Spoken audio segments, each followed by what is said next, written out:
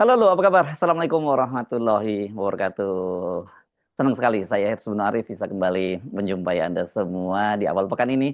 Saya akan mengajak Anda untuk mendiskusikan relasi antara mantan Presiden Joko Widodo dengan Presiden Prabowo.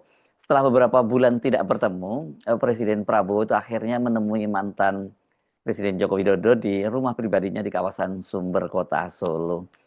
Presiden Prabowo berada di kota Solo untuk menghadiri penutupan Kongres Partai Solidaritas Indonesia (PSI) yang berlangsung Ahad malam 20 Juli 2025. Kehadiran Presiden Prabowo di Solo dan secara khusus menemui mantan Presiden Joko Widodo ini sekaligus menjawab teka-teki tentang bagaimana hubungan dua orang yang tadinya disebut sebagai bestie itu di tengah berbagai gejolak peristiwa politik yang melibatkan Jokowi dan keluarganya. Mulai dari soal heboh ijazah palsunya Joko Widodo, kemudian juga soal pemakzulan Gibran, dan kemudian banyaknya penegakan hukum dan pengusutan kasus-kasus hukum yang ini ada kaitannya dengan Jokowi dan keluarganya. Banyak sekali kasusnya kalau kita mau omongin dia. Kalau dari sisi penegakan hukumnya ini bahkan melibatkan dua institusi yang selama ini ya bisa dikendalikan sepenuhnya oleh mantan Presiden Joko Widodo. Tentu pada waktu dia masih menjabat sebagai presiden, yakni Kejaksaan Agung dan kemudian KPK. Kejaksaan Agung sekarang malah lagi panen kasus gitu. Dan kalau kita cermati kasus-kasusnya itu, ini mau tidak mau ini berkaitan dengan eranya Joko Widodo. Katakanlah kasus apa misalnya kita sebut Sritex. Sritex ini salah satu raksasa tekstil dari Solo.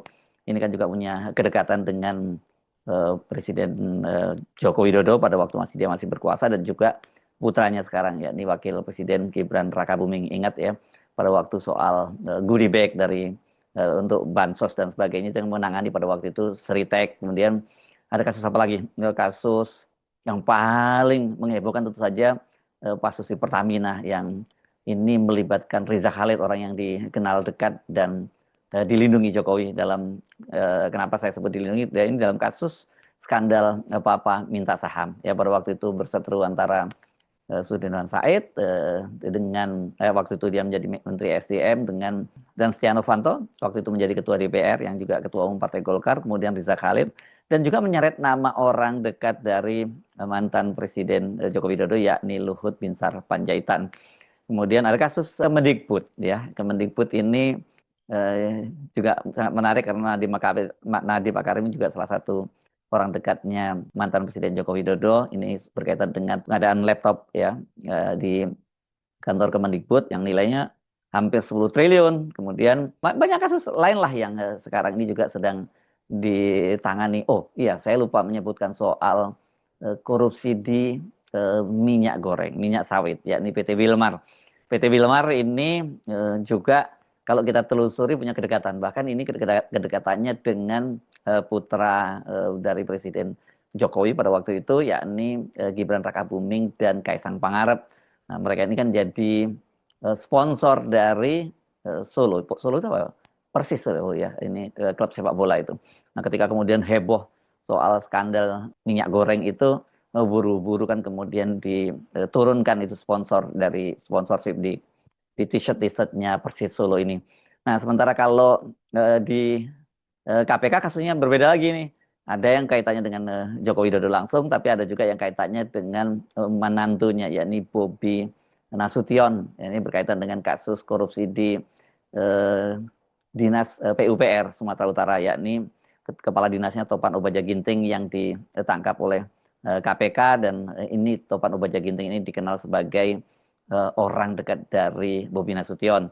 Kemudian ada kasus kuota haji yang kelihatannya mati-matian waktu itu dilindungi oleh Jokowi ketika dia menjelang akhir masa jabatannya, dan kemudian sampai dibentuk pansus haji ini, dan kemudian Menteri Agamanya itu diperintahkan oleh Jokowi untuk meninggalkan Indonesia sampai masa kerja pansus haji berakhir. Nah, sekarang mulai diusut lagi oleh KPK, dan kemudian ada juga korupsi bantuan untuk kelompok-kelompok masyarakat ya di Jawa Timur yang melibatkan ini Gubernur Jawa Timur Khofifah Indar Parawansa yang ini juga dikenal sebagai pendukung kuat dari Joko Widodo. Jadi dari sini kita melihat bagaimana kasus-kasus hukum yang melibatkan Jokowi dan keluarganya itu mulai ditelisik. Tinggal kita tunggu apakah ini nanti akan masuk angin di tengah jalan atau berlanjut. Dan ini saya kira akan sangat berkaitan dengan relasi antara Presiden Prabowo Subianto dengan Joko Widodo. Nah, soal ijazah palsu itu ya, Pak Prabowo juga kelihatannya ini terkesan hanya diam saja gitu ya. Kalau toh pernah berkomentar itu sekali saya menurut catatan saya setidaknya pada saat berlangsung sidang kabinet tanggal 5 Mei lalu yang dia menyatakan bahwa ini soal ijazah palsu itu nanti jangan-jangan ijazah Pak Prabowo juga dipertanyakan. Ini dia sambil nadanya bercanda ya. Tapi setelah itu Pak Prabowo di tengah hiruk pikuk hingar-bingar soal tuntutan pembuktian ijazah palsu tidak ada komentarnya sama sekali.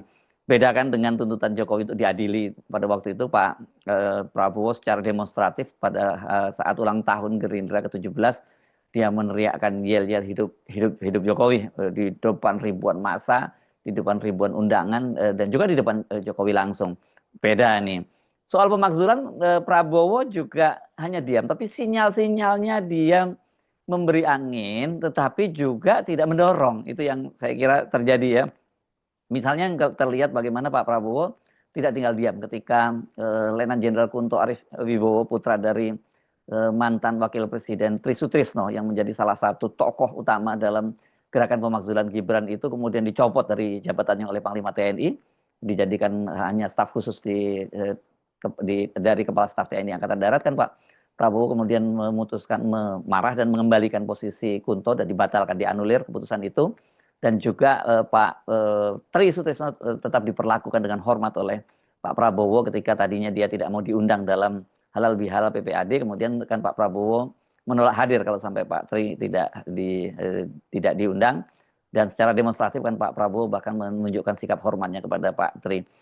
Nah ini memang kemudian orang melihat bagaimana nih posisi ini kelihatan kan mendua sekali ya, karena di satu sisi Panglima TNI Jenderal TNI Agus Subianto yang mencopot Kunto, Letnan Jenderal Kunto juga tidak diberikan sanksi oleh Presiden Prabowo Subianto. Jadi secara personal ini memang orang kemudian bertanya-tanya bagaimana sih hubungan antara keduanya, karena memang sudah cukup lama mereka ini tidak bertemu kan, sebelumnya kan bolak-balik bertemu makan malam, buka puasa dan sebagainya. Pak Prabowo datang ke Solo hanya atau hanya sekedar mampir ke Solo itu kan terjadi sangat intens, makanya kemudian ada media yang menyebutnya itu relasi dua bestie begitu ya, dua sahabat. Tapi dua sahabat ini sudah cukup lama ini tidak bertemu.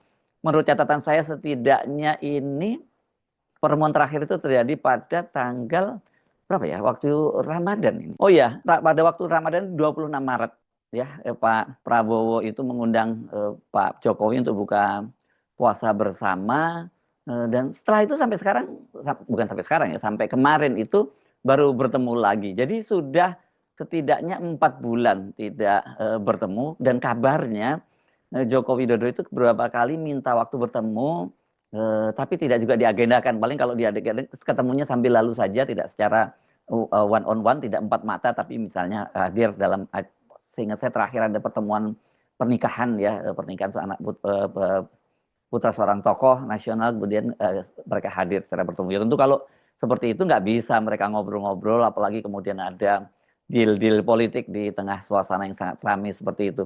Bahkan ketika hari raya tiba kemarin kan Pak Prabowo juga tidak sowan ke Solo, dan yang dia hanya mengirim putranya Didit untuk silaturahmi untuk halal bihalal dengan Pak Joko Widodo. Setelah Didit bertemu dengan Ibu Megawati, Pak Prabowo lebih memilih bertemu dengan Ibu Megawati di Tengku Umar.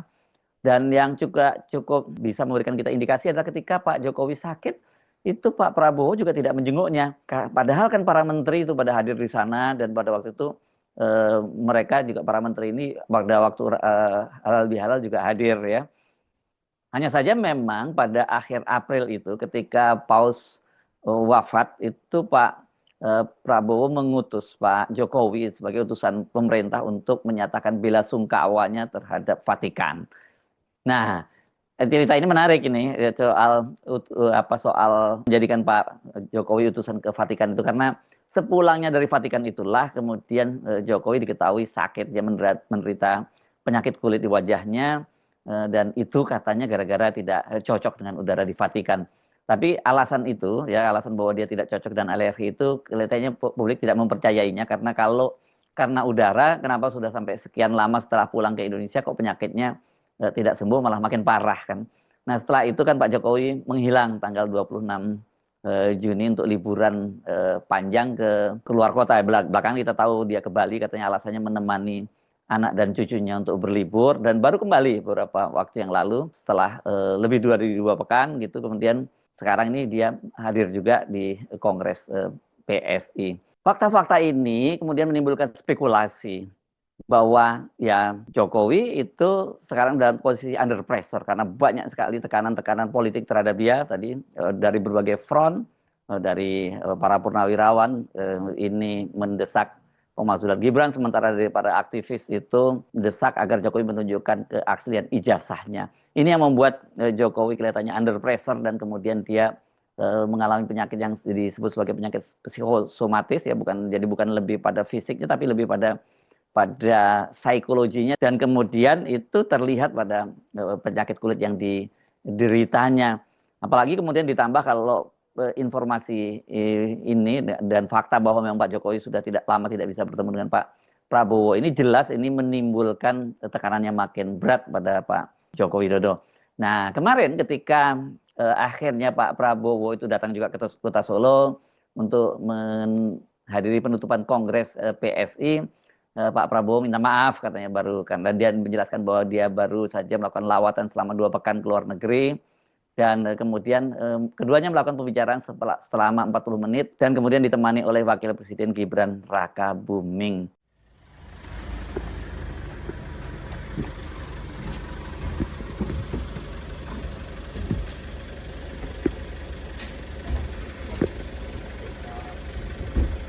Pak, ada kabar Pak? Presiden, ya, ya. Baru sempat mampir Pak, baru pulang Pak. Saya ngeliat aja kan. Powernya dari mana? Powernya turun.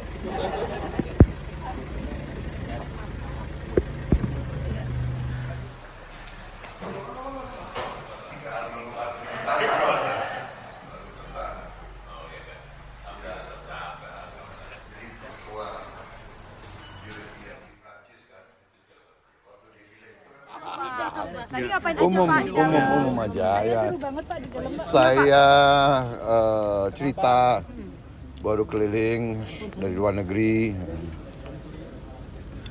Ya, beliau juga mengikuti rupanya ya. Nah setelah itulah Presiden Prabowo kemudian menghadiri penutupan Kongres PSI. Sangat menarik ini ketika Pak Prabowo menghadiri Kongres PSI karena Pak Prabowo itu di dalam awal pidatonya dia menyinggung soal nama PSI yang membuat Pak Prabowo itu sedikit emosional kalau mengingat nama PSI, karena ini mengingatkan nama partai dan dengan ayahandanya Profesor Sumitro Joyo Hadikusumo. Saya sedikit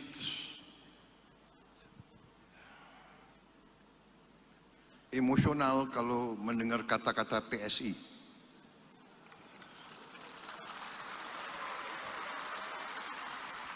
Karena dahulu ayahanda saya pernah menjadi ketua PSI yang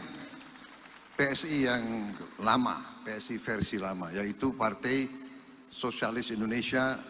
Sekarang ada penerusnya, Partai Solidaritas Indonesia.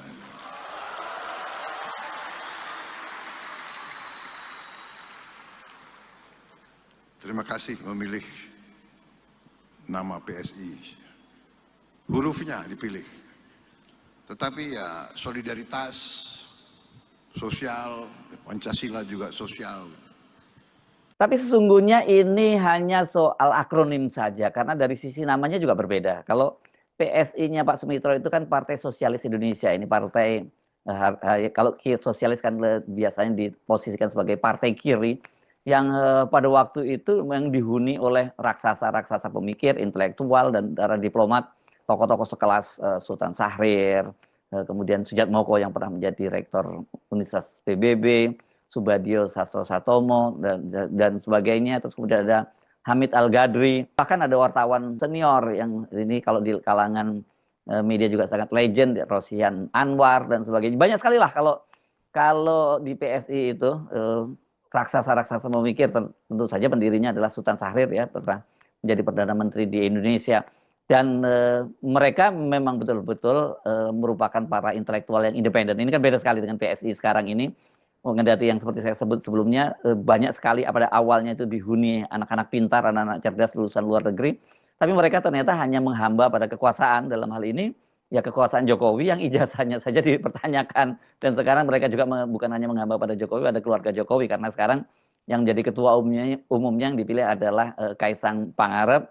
Dan kalau kita ngomongin Kaisang Pangarep ya pasti satu paket dengan Gibran Rakabuming yang secara narasi dan intelektualnya juga kita pertanyakan. Jadi agak sangat menarik kalau ada orang-orang cerdas, anak-anak muda cerdas, pintar, lulusan luar negeri dan kemudian menghamba pada kekuasaannya pada orang-orang seperti Jokowi dan keluarganya. Jadi nggak apple to apple saya kira membandingkan antara PSI yang sekarang dengan PSI-nya Partai Sosialis Indonesia di eranya Pak Sumitro lah ya.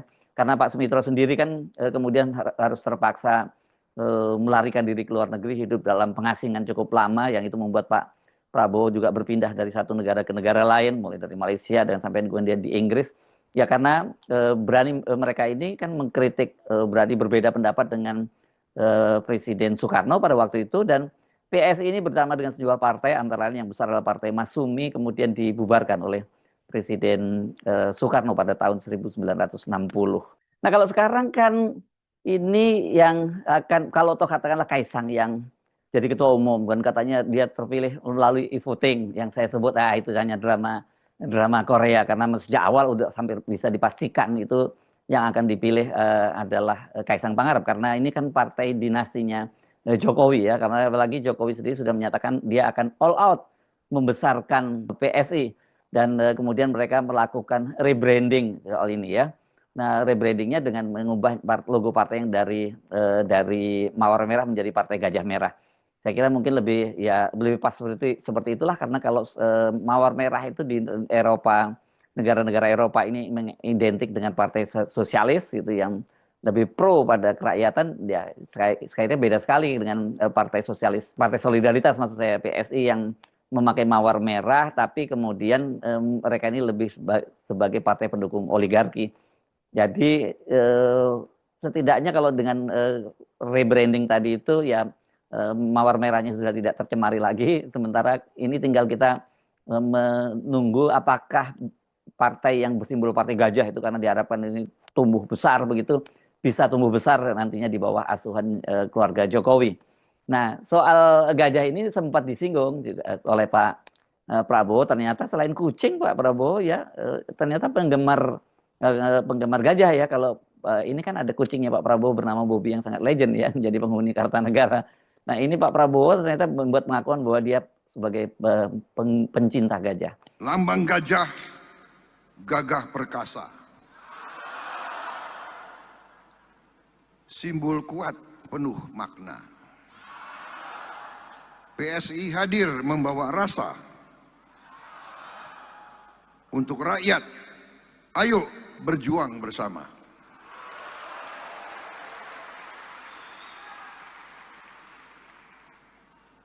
Ini partai-partai lain harus hati-hati kita nih ya. Gajah.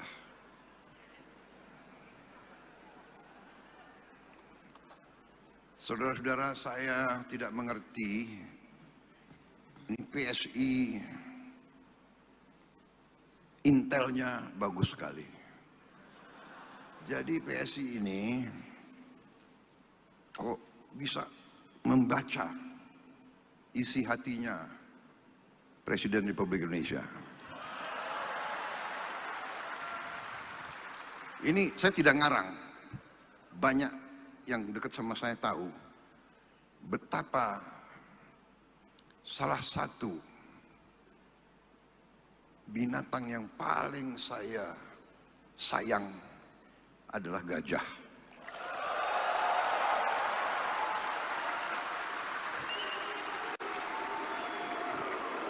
Nah,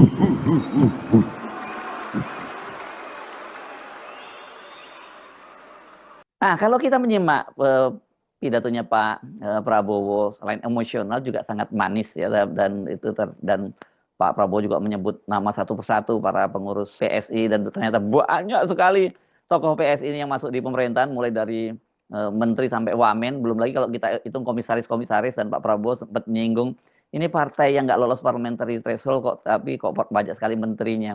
Ini kan sebenarnya mungkin Pak Prabowo sambil bercanda, mungkin ada menyinggung, mencoleknya dan sebagainya, dan juga menunjukkan betapa positioning atau posisi tawar dari Joko Widodo terhadap Pak Prabowo memang sangat kuat dengan partai seperti PSI yang ini adalah yang mengusung jargon Jokowisme ini, kemudian mendapat porsi di pemerintahan sangat besar padahal partainya sendiri tidak lolos parliamentary threshold. Ya itu berarti kan ini adalah semacam kompensasi kepada Joko Widodo yang telah mendukung Prabowo menjadi presiden. Nah, tapi berbeda sekali dengan Prabowo yang kelihatannya manis, sangat manis. Ketua Harian Partai Gerindra, Sufmi Dasko Ahmad, sehari sebelumnya itu sempat menyampaikan pidato. Ini dianggap menyindir PSI ketika dia menyampaikan pidatonya dalam sebuah pembukaan Gerakan Ekonomi Kreatif Nasional. Ini kongres pertama ya, kongres pertama. Saya ingat ada sebuah partai politik juga sedang kongres pertama. Tadi saya lihat-lihat, apakah lambangnya Gapcraft berubah jadi kancil atau enggak? Ternyata enggak. Masih. Enggak. Saya pikir kan saking kreatifnya ini nanti yang sana berubah jadi, bukan saya ngomong, yang di sini ntar jadi kancil.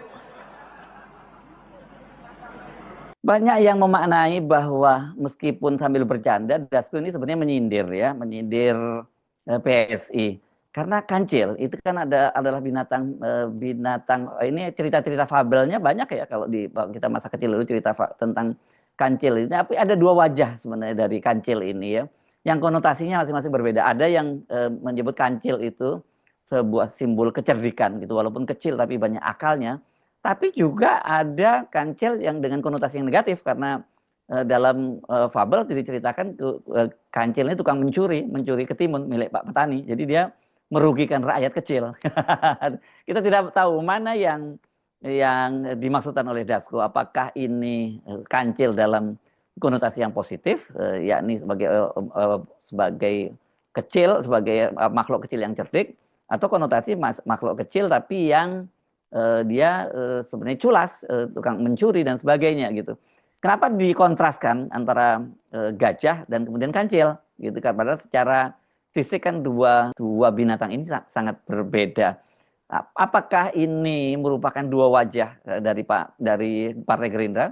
Satu sisi Pak Prabowo nice, kemudian sementara di satu sisi Dasko itu kemudian memberikan semacam sindiran, atau bahkan kita bisa sebut sebagai sinyalemen yang terselubung gitu berkaitan dengan sikap dari Gerindra. Karena bagaimanapun juga kalau tekadnya PSI itu menjadi partai yang membesar seperti gajah, ini kan pasti akan menjadi potensinya akan menyaingi Partai Gerindra, dan Dasko sebagai ketua harian tentu dia harus mengambil sikap, harus bersikap waspada. Apalagi kalau kemudian meskipun mereka ini keduanya berpasangan sebagai presiden dan wakil presiden antara Pak Prabowo dan Gibran Rakabuming, mereka sebenarnya diam-diam menyimpan rivalitas itu paling lama setidaknya atau dalam waktu dekat ini di Pilpres 2029. Ini dipastikan Pak Prabowo kan sudah mendapat mandat untuk maju lagi menjadi calon presiden, sementara Pak Jokowi kelihatannya juga tidak ada pilihan lain, harus memaksakan Gibran menjadi presiden pada tahun 2029. Kalau itu tidak berhasil, setelah itu akan lewat karena pengaruh Joko Widodo juga akan semakin melemah gitu ya. Nah, jadi tentu Sufmi Dasko sebagai ketua harian Partai Gerindra dia juga harus bekerja keras bersaing, jangan sampai kemudian ini mereka bisa kalah dari PSI. Jadi dan Jokowi sendiri kan sudah menyatakan dia akan all out membesarkan PSI. Artinya ini sudah merupakan statement yang sangat jelas dari Jokowi bahwa dia tidak lagi memikirkan untuk mengambil alih PDIP karena kelihatannya juga bakal tidak berhasil seperti rencananya semula. atau memanfaatkan partai yang menjadi sekarang partai kroninya, yakni Partai Golkar yang sekarang dipegang oleh Bahlil Lahadalia. Kalau kita lihat ini berarti Pak Jokowi ini akan menggunakan PSI sebagai kendaraan, dan itu memang artinya ya bagi Gerindra dan partai-partai lain akan menjadi ancaman. Mungkin itu yang dimaksud oleh Dasko. Kita tidak tahu, karena dalam membaca politik itu kita tidak bisa secara liniernya, tidak hanya melihat apa yang tersurat tapi juga yang tersirat, tidak hanya melihat panggung depan tapi juga ada panggung belakang. Jadi kalau sekarang ada dua wajah dari Partai Gerindra, satu sisi yang disampaikan oleh Pak Prabowo yang sangat nice terhadap PSI, tapi satu sisi ada Dasko yang menyindir-nyindir PSI. Tentu publik sah-sah saja untuk menafsirkan bahwa ini bagaimanapun juga rivalitas antara Pak Prabowo dan Pak Jokowi itu diam-diam itu masih terus berjalan. Hanya saja sekarang kalau soal hubungan Pak Prabowo dengan Pak Jokowi ini kelihatannya ini mulai sedikit mencair.